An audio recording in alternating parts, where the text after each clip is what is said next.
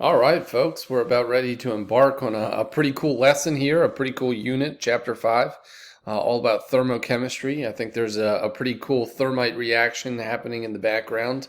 I don't know if I'd feel safe doing that inside, but definitely doing it outside would probably be a little bit safer.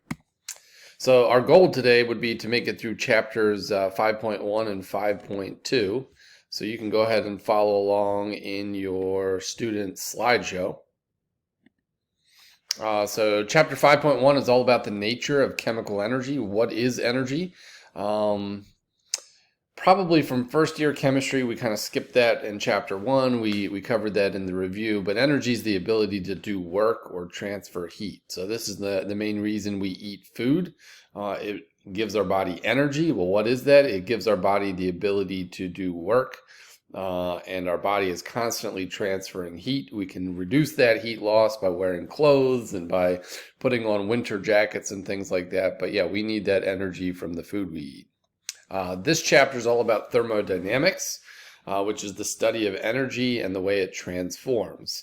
Later in the year, we'll do a whole unit on thermochemistry, which is the study of chemical reactions and the energy changes that they involve. So we'll look at all sorts of terms, Gibbs free energy, entropy, and all sorts of stuff. So we're kind of scraping the tip of the iceberg here, and we'll come back, we'll cycle around at the end of the year when we deal with thermochemistry. So most of energy in chemicals and compounds is in the form of potential energy. And if you remember Coulomb's law, the energy of electrostatic attraction would be equal to some constant, the product of the two charges, charge 1, charge 2, and the distance between those charges. The main unit of energy we use is the joule, and 1 joule is the same thing as a kilogram meter squared per second squared. So you can see in this graph here, if you have two like charges, they're going to repel and have positive energy, and as they get farther and farther apart, they'll have less and less repulsion. Whereas down here, if the charges are opposite, as you get them farther and farther apart, there's going to be less and less attraction. So down here, as you get those charges closer and closer together, the attraction is greater.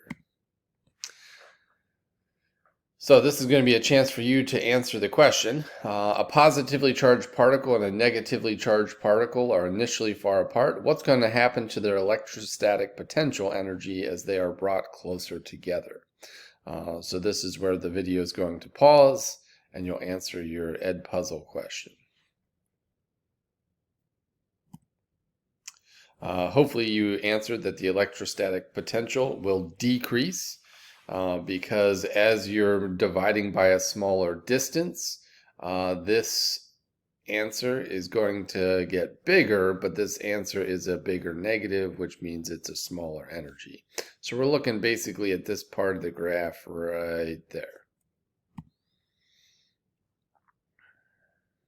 All right, as far as how do ions attract or repel? Well, ions are charged particles. A cation is positive and an anion is negative. So here you have these ions really far apart. Energy is going to be released when those chemical bonds are formed, when those ionic bonds are formed. And to get those solid ions separated, you're going to have to put energy into them to get them melted. So, go figure question 5.3. If the ions on the right side of the figure were released and allowed to move, would they move closer together or farther apart?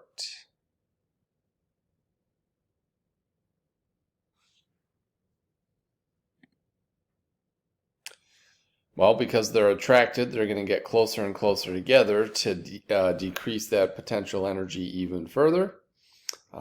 So there's going to be a closer distance between these particles. So here they have more potential energy. So the fact that they're going to be moving closer together, that loss of potential energy will be transferred. Again, this chapter, this section is all about that transfer of energy. This loss of potential energy is going to be seen as an increase in K, or kinetic energy. All right, that brings us to chapter 5.2.